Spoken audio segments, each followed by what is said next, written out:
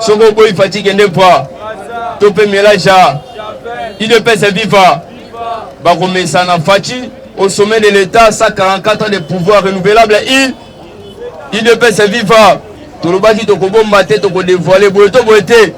Na lobato na lobate. Na panza.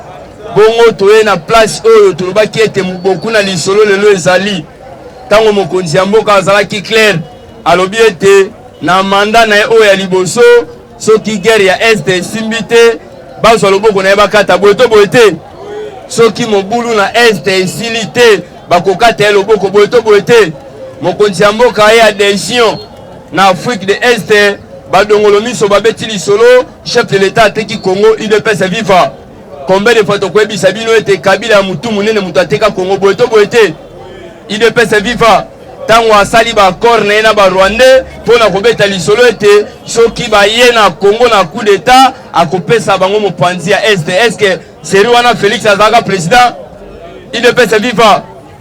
Mokonzi ya mboka ye adhésion bozo beta lisolo boyebi to bozo maîtriser te. Toyebisaki bino chef de l'État aza mokongo ya Nkoba. Félix Antoine Tshisekedi Tshilombo aza mokongo ya Nkoba. Ata Koba akufi mokongo ya Nkoba ekufaka te boyeto boyete. IDPS viva. Ayaki adhésion pa pesa solution. Toyebisaki bino ete tangu aye place au pays anglophone eza bato balobi ete adhésion na Afrique de Est eza ba pays francophone te, il faut ezala ba pays anglophone. IDPS viva. Mokonzi ya mboka alobi biso pays francophone pe toye boyeto boyete. Alobaki toye wana po topesa solution bato bandimaki tete ezalaki stratégie lokola aza meilleure stratège du monde a comprendre qui était il faut toya adhésion place wana po makambo ya guerre abu. IDPS viva. Ba Rwandais baleli to baleli te. IDPS viva. Après qu'on comprendre ete ba chef mike samaka na Est na biso FFARDC baza mapinga na biso balobi ete biso tomoni ba M23 biso tomoni ba M23 tozo senga il faut totaker bango po totaker ba M23 esengaki FFARDC alakisa de quoi aza capable pona kolakisa de quoi aza capable tango FFARDC aye na montagne ya Nyiragongo amoni ba M23 biso tomonaki ba Rwandais te boyeto boyete. RDC tango ba soda na biso ya RDC tango bamoni ba M23 balobi il faut to tirer po bango moto bazo chambilinga mbinga na mboka na biso. FARDC abandi ko tirer depuis montagne ya Nyiragongo azo tirer M23 azozonga azo tirer M23 azozonga azo tirer M23 azozonga pendant que Ndeko Kagame abeta lisolo pona koloba ete guerre ya Est etali ete boyeto boyete. IDPS viva. Tous les pays où va comprendre qui était basé inscrit la guerre ya Est ya mboka na biso bataki frontière côté na bango pona kosukisa ba petit groupe armé onyoso et ko permettre kotaker RDC et ko taipa na bango boyeto boyete. M23 azokima FARDC azotake M23 azokima FARDC azotake to comprendre que M23 na bautaka Rwanda boyeto boyete. Après kokima na bango bakoti na Rwanda FARDC alobi nga naza na problème na ba Rwandais te naza na problème na M23 boyeto boyete. M23 FARDC alobi nga fona attaquer kaka M23 abandi ko attaquer M23 atala boye M23 aye kokota si kuna na Rwanda place au FARDC alobi to comprendre ete difficulté to zakana yango na Congo guerre topé massacre o zakana Est ya mboka eza mingi bandeko na biso ya ba Rwandais nde basala kaete mobulu ya na mboka na biso. Paul Kagame alobi ye na mbilinga Est azate na kati aibi eloko te mais boni basoda M23 afongolaka bango porte soki basali mobulu na RDC bakota kuna. IDPS viva. Mokonzi ya mboka azalaki clair alobi tokotika eloko moko te tokotika te moto aya asakana na ba Congolais tokotika te étranger aya a récupérer partie ya mabele ya mboka na biso. IDPS viva. Yango pe to rappeler bandeko baza ba député par procuration lokola ndeko Léon Lembalemba abetaki lisolo akoloba ete état de siège eza leloko ya ko apporter te koza député par procuration eza buzoba ndeko Léon Lembalemba alobaki état de siège eza neloko ekoporte. Or état de siège de l'eau et permettre biso na Congo to comprendre ete guerre ebundamaka na este ezalaka ko poto bote IDPS viva ndenge moko pena ndeko Mike Mukebai o aza député par procuration a comprendre ka sans te avalo balikambo moto ya zwaka plus de 800 000 dollars lokola député provincial na kati ya mboka na biso Congo mais azobeta lisolo akena ne musique la totinda e pour apesa solution mboka na biso kende liboso mais azobeta lisolo état de siège ezo apporter l'autre côté pendant que état de siège ezo la kisabiso lolenge nini guerre ya este kala mingi te ekosila IDPS viva bomba na lobato na lobate na panza na sakola bongo tosali rappel ya kwebisa ba kongomani nyonso ete mokolo na le 28 oyo samedi oyo toza na marche oyo tokolakisa communauté internationale na nationale ete biso bana matete toza na réclamation tozo pousser envers l'autorité ya mboka. Réclamation na biso eza nini? Tosali constant tango tobetaka coupe du monde série ba papa na biso Kembo Lobilo Tubilandu tozalaka n'espoir oyo tobandaka kopesa na équipe nationale boyeto boyete IDPS viva tozalaka n'espoir oyo tobandaka kopesa na équipe nationale tobandaka kopesa na équipe nationale ba meilleur joueur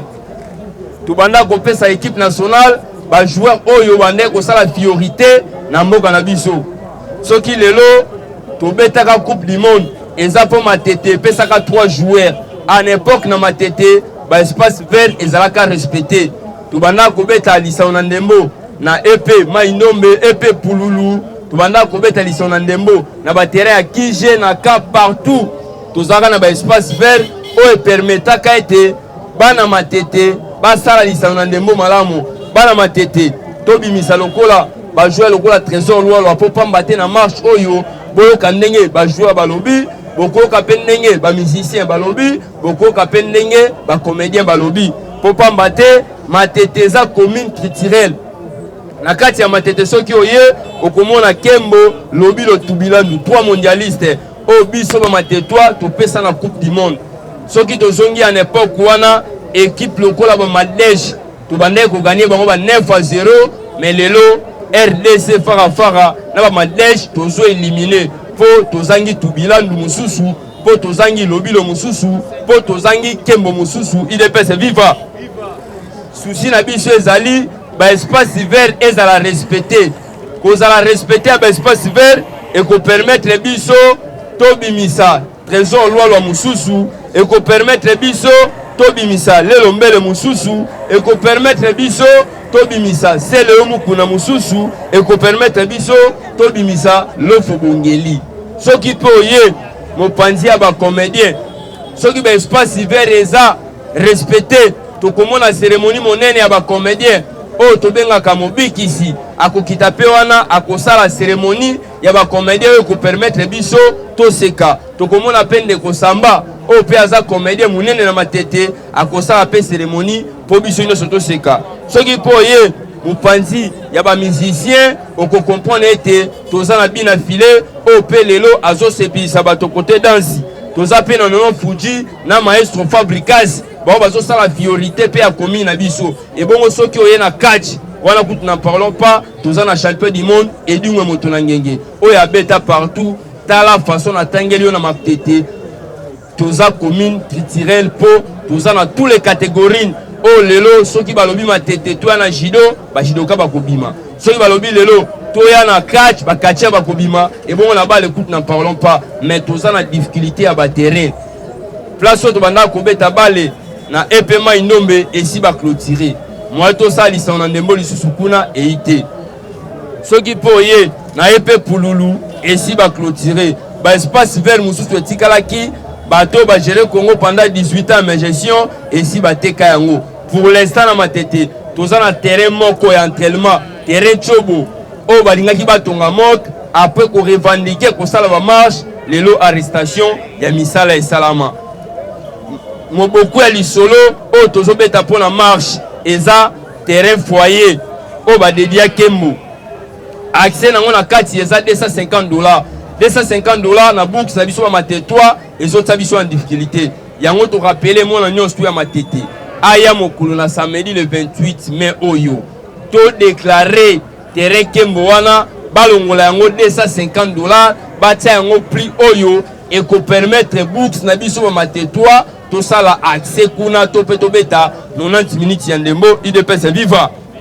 Marche wana et ko banda point de départ et ko banda na terrain ya Chobo. Terrain ya Chobo balingaki batongela biso mok na rond-point ba nunu. Mona nyonso ya matete oyo wana à partir ya 8h tokozala wana tokotambola point de chute na biso et kozala maison communale. Place au tokoya to expliquer ba matetwa eloko nini esengaki to tambola po bazongisela biso terrain wana. Kozongisela biso terrain wana et ko permettre to lutter contre drogue bombée et ko permettre to lutter contre criminalité to pe kuluna et ko permettre to protéger jeunesse matetwa po pambate soki lelo tozoka lisolo ya to ya kuluna eza po ba espace vert place ya kosakana eza lisusu te IDPS viva. Bongo to beti pe lisolo oyo permettra qui était oyo tsaki mwa kokoso côté ya étudiant Trans Academia oyo to betaki lisolo awa tolobaki ete eloko mokonzi ya mboka lancé eloko mokonzi ya mboka lobby eloko mokonzi ya mboka asengi il faut ministre bon respectaka yango moke IDPS viva. Après les revendications ya étudiant batelemaki mpona koloba ete chef de l'État asalaki inauguration ya Trans Academia ya babis oyo il faut bapesa ba étudiant tobetaki pe sete ya koloba ete il faut moi respect zala moto azokende kotanga kelasi il faut conscience ezalaka à l'aise ntango azobima na ndako ole awelela transport lokola moto azokende koteka akota directement na bis akende. Nde ministre pe ya transport abetaki lisolo mpona koloba ete babandaki kozela identification ya baétudiant po accès na bis wana eza te okoya lokola moto akokosomba lipa omatimba la moko te. Il faut quand même différencier ezala po bayeba nani aza étudiant nani pe aza étudiant te. Après revendication ya baétudiant ministre ya transport azalaki obligé ya ko remettre lokola na IPN bis na bango bis wana accès eza il faut zala étudiant identifié. Il faut l'état congolais ayeba yo yango moni ezwaki mwa temps mais sika wa babimisi un petit lot en attendant bakena ba université mosusu po eza 600 bis. Le reste il faut et yakina nous 100 bis. En attendant avant balancer tous les 100 bis sur etikali quelques bis déjà ekena ba université bazotambola ba université mosusu ko identifier bayeba nani aza étudiant nani aza étudiante. Tout le monde a bateau ba gérer Congo pendant 18 ans mais gestion aucun homme na coopéra avant d'agana homme na chayer avant d'agana homme na kuluna avant d'agana homme na moyibi na criminel avant d'agana homme po à l'époque contrôle les acquittés. Mais Félix Antoine Tshisekedi Tshilombo au sommet de l'État a compris était il faut ça la différence identification et zo sala mana ba université pour ba bisi ezali ce qui identification et sili université on a no bazui bisité base à la patient on bazui déjà bis pour identification ici et salamaki ba comprendre était la université intel tous un nombre d'étudiants intel oh déjà baza na accès na bis wana pour avoir kota bis wana il faut la qui sa carte eux ko permettre être accès na yo ezala valable na bis wana IDPS viva. Mon compte ya mboka za clair il faut à réaliser ba promesse na ye nyonso ndenge alobaki avant mandat na yesi là il faut appeler sa solution na guerre ya est tu comprendre ete solution komi koya pour pambate guerre ya est ezalaki cop ezalaki ekiria bato bavandi ba penser lolenge nini ba kosala cop pour ba détourner kambongo na biso ndenge mokonzi ya mboka tango ayo au sommet de l'état IGF ezalaki simple instrument lelo apesi yango sens Congo ya kala ezalaki pour comprendre mutu ayibi mbongo eza pasi pour en époque audit bandai kosala mate mais na gestion ya mokonzi ya mboka soki omoni ba recette ekomi likolo pour pambate eza mokonzi ya mboka azosala mosala malamu IDPS viva pona ko la ki saite tout ça mo ba tuebele il faut baninga mosusu pe ba mata ba pesa information nde omoni tokoshite wana. Rappelle toujours les 28 ya mois oyo samedi toya ebele pona kosala mobange na marche oyo permettre ete ba espace vert na biso eza respecté te ezali likambo ya mwana nyonso ya matete oyo pona beta bale oyo pe azali vétéran azali na esika akosakana te na lisano ya ndembo po asala yango basengi ye 500 000 francs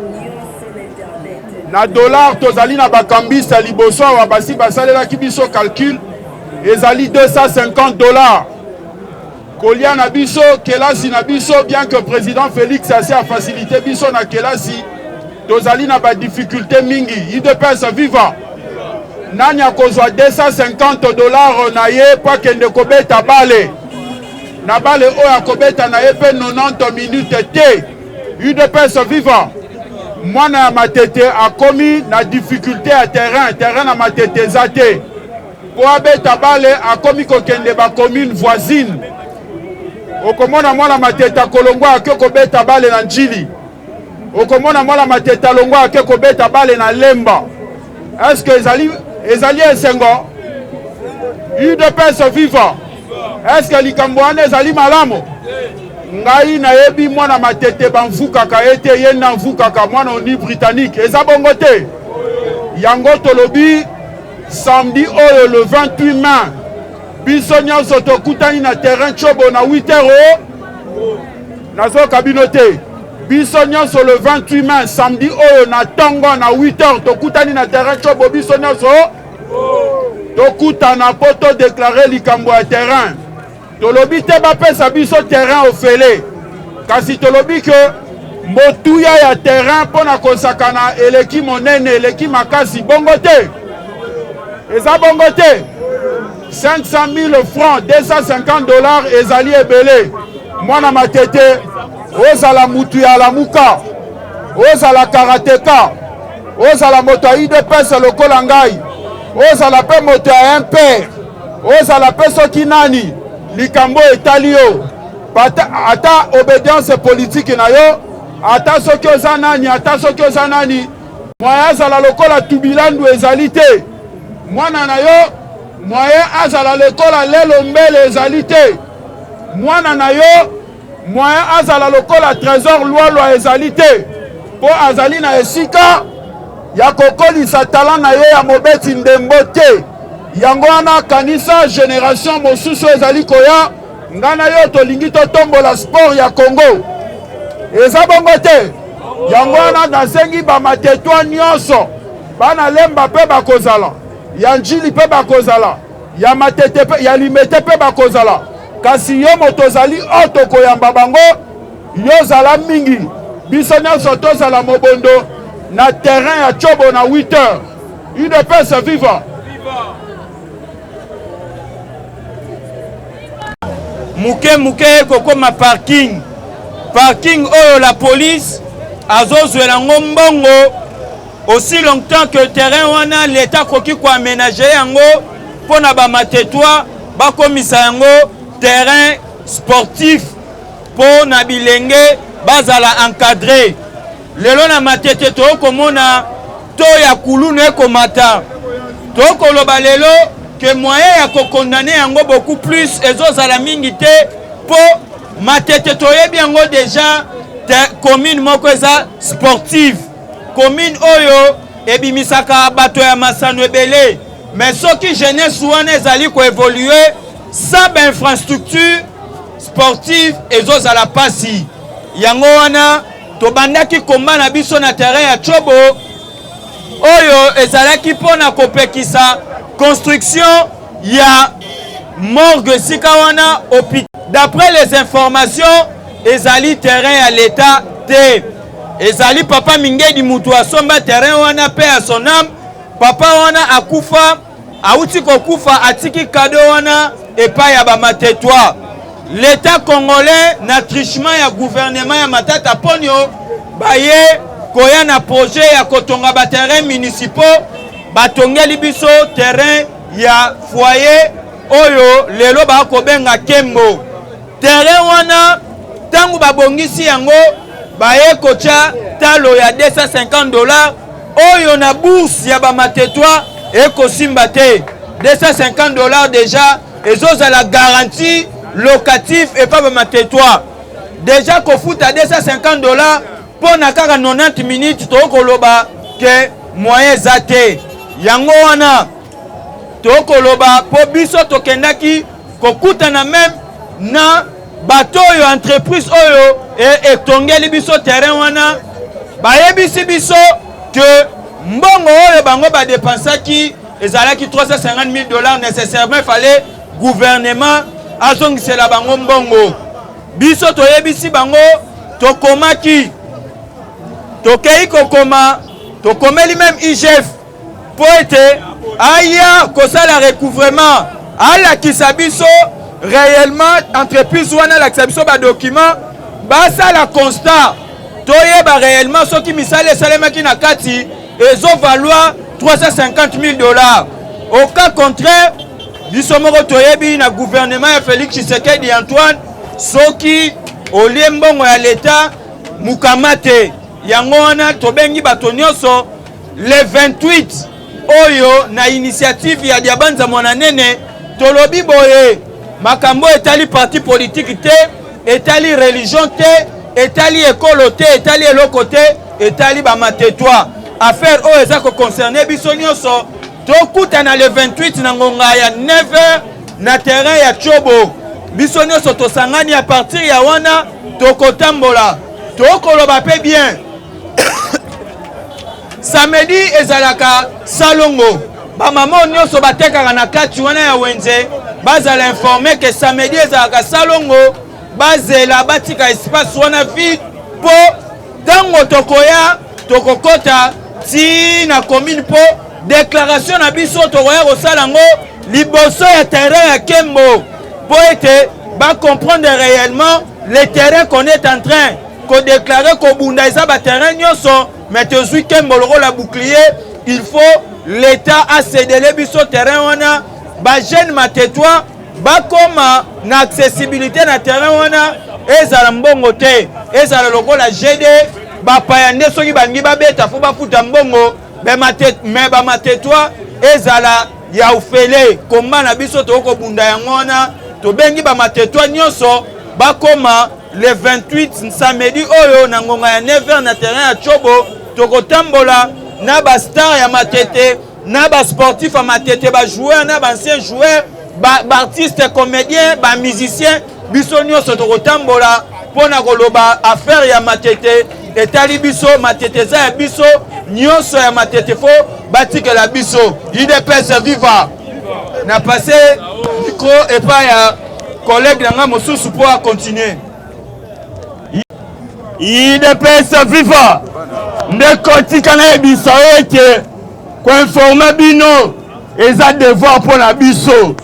kozwa information pour na biso eza droit et pas na bino donc eza droit na bino pour te biso totika nyonso tozosala na tongo lelo po toya ko informer bino ndeko tikana ebisa yo na révéler bana matete secret moko peut-être oyo ebatama pour na terrain wana ndeko tikana ebisa ete terrain wana eza totalement ya bana matete pona nini papa na biso Mingedi oyo ayebanaki na kombo ya patron Mimile yende mutasomba terrain wana apesa pona bana matete IDPS viva IDPS viva donc elingi koloba ete biso bana matete toza ba ayant droit pona terrain wana toboyi te l'état pe akokaki ko aider biso pona ko construire pe ko aménager terrain wana na sens wana tobeteli l'état congolais bravo